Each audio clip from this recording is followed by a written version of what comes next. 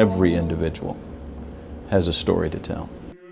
It's this guy who grew up in Little Rock, Arkansas, not of really very fancy background, and certainly not a whole lot of money, and certainly not a whole lot of wealth or power or prestige. Just some kid who was remarkably bright and was willing to work really very, very hard, very diligently to accomplish a great deal. He had struggled with racism all his life. He never appeared to be the victim. Rosey had this ability to rise above all of that. We were the trailblazers that opened up opportunities for young people like Roosevelt. Because of his exceptional character and his way of dealing with people. A great tribute, I thought, to his father and mother and to himself. He was an astonishing man. I never met any young person quite like him. He was truly one of the most remarkable human beings I have ever known. He was a person whose personal characteristics were such as to truly set him apart from other people.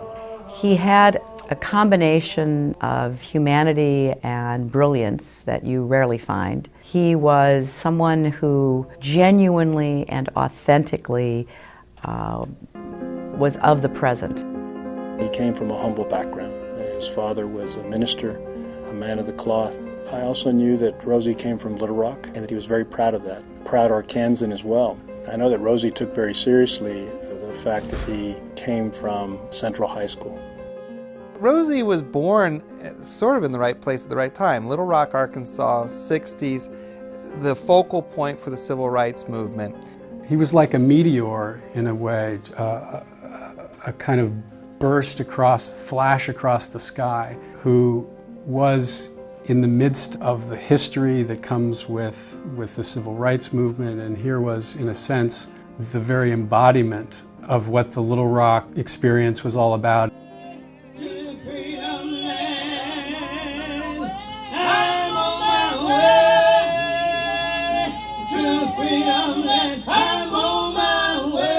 One of the things that is hard to appreciate from the perspective of the 21st century is what the 20th century was like, especially around the time that Rosey was growing up. And here was a young man who had an opportunity now to attend Central High School and had made good on that promise and had made himself really into this extraordinary human being.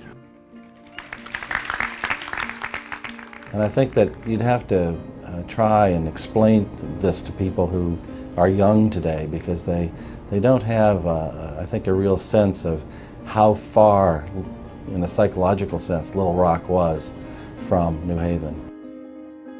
In the period in which Rosey lived, racism was a struggle he faced. One time, he wrote one of the most powerful things any student has ever shared with me. Something he wrote in a journal assignment. It was a story about when he'd been a little boy in Little Rock, maybe age 4. He'd been out walking with his mother on a street in his neighborhood by a park, and another child, a white child, ran up to him, pointed at him. And the child said something to the effect of, "I didn't know niggers were allowed on our sidewalk."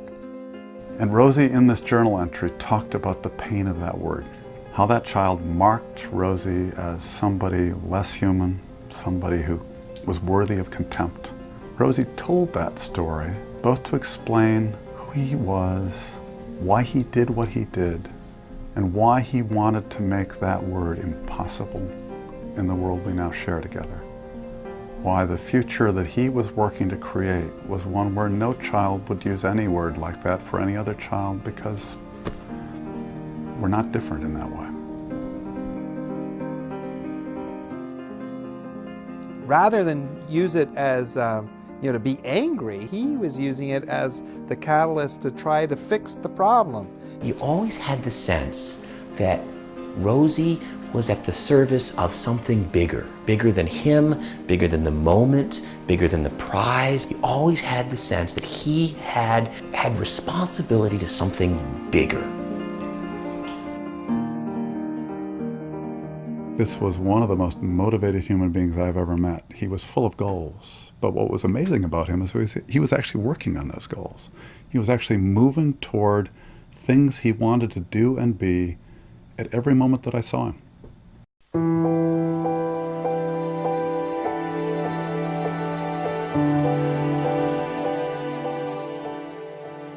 was the type of young man that challenged himself every day in practice and every day in the classroom. Enough wasn't enough. He constantly wanted to better himself. He was good at sports, he was a good writer, he was a good student, he was a leader, people liked him. That was a combination of things that not very many people could put together all in the same person. How could you be that way? How could you be unassuming and confident? How could you be dedicated but still have fun and enjoy things? Rosey was, in fact, this multi-dimensional person who had a consolidated life, but it was such a complex life that people who interacted with him on one side of it knew little or often nothing about what was going on the other side. Well, one of the main things that I think Roosevelt Thompson displayed was an ability to move between communities. Different people in different parts of Rosey's life knew different Roseys. And yet he somehow had decided that the way he would move through the world would be to create a series of bounded communities where he would be what those communities and what those roles needed him to be the leader he wanted to be in each of those places. And he was remarkably good at that. Good in a way that enabled him to change without ever violating that core integrity, that core Rosiness that was the same person no matter what role he was playing. Rosey was the kind of person who brought people together. That's something that, especially given the time period of Rosey, is this ability to bridge people who otherwise wouldn't have a connection. And he had this remarkable ability to be able to link them together as human beings. They had something to contribute, and that on some levels that they related.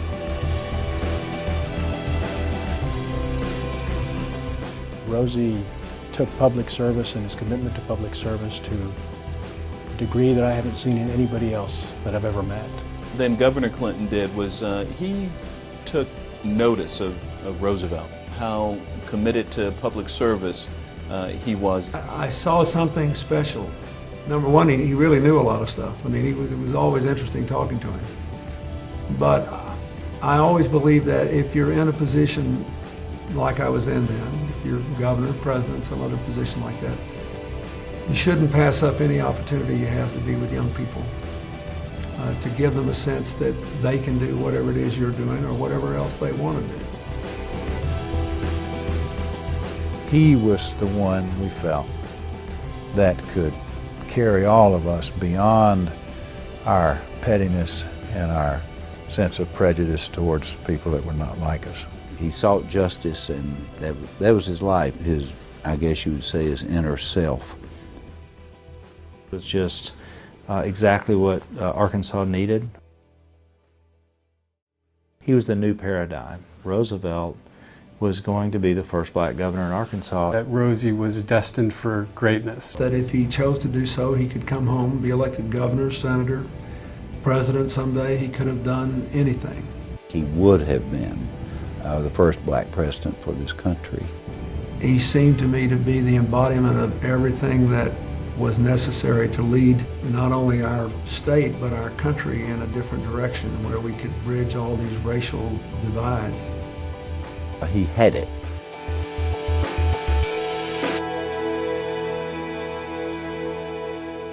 I was in Corpus Christi, down home in Texas during spring break in 1984, finishing my senior essay, when I got a call from my mother who said I needed to call my roommates back in New Haven and that it sounded serious. And I called my roommate Alex Myers, who said, I'm just going to come out and tell you Rosey was killed this morning in a traffic accident on the New Jersey Turnpike.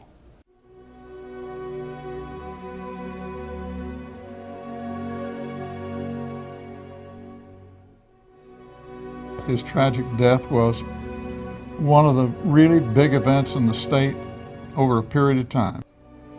It was obvious that Rosey had been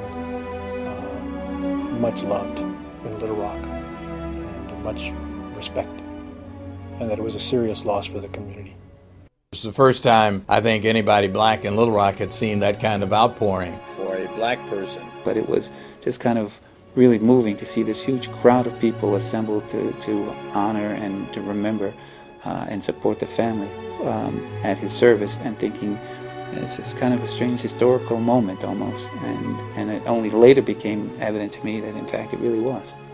There was no one crying, there was no one weeping, there was no one sobbing at this funeral. It was a time of tremendous composure and attention, and his dad got up and we were all like, breath.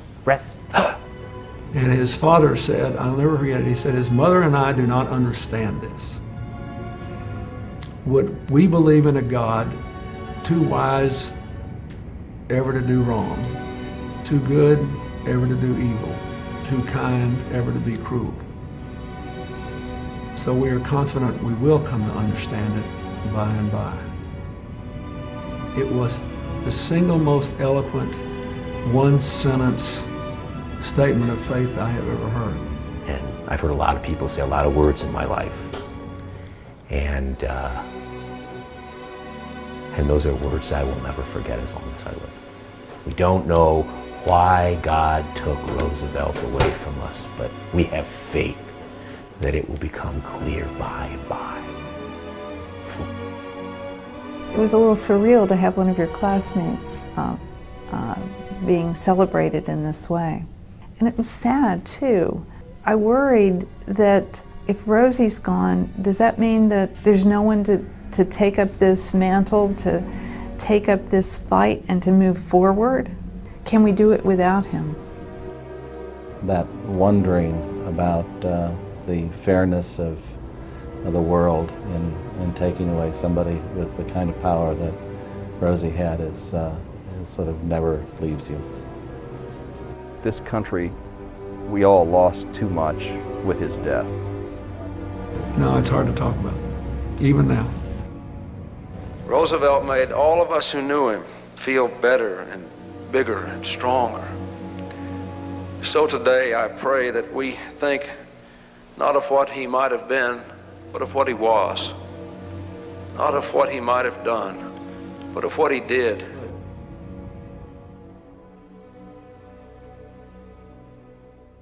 I also remember the incredibly moving funeral service at which the pastor spoke about death being swallowed up by victory. Those words he repeated over and over, and that stays really burned into my memory.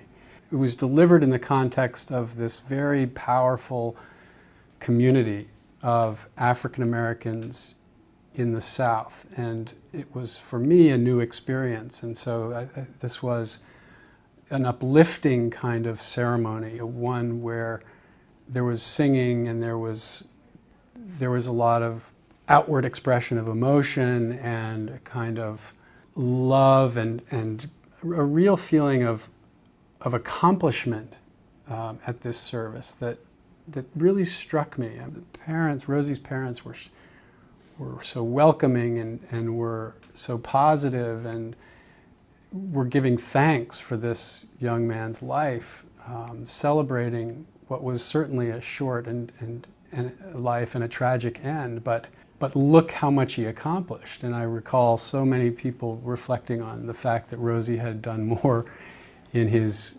22 years than most of us would ever do. It struck me, and it was convincing as well, this sense of victory. Rosey embodied the best that there was about humanity. Rosey's also one of those people whose life I've only come to appreciate in retrospect. I regret that I only knew Rosey for just about 8 or 9 months, but he has made a kind of permanent impression on me as one of the most remarkable people I've ever known. This is Roosevelt Thompson, or Rosey.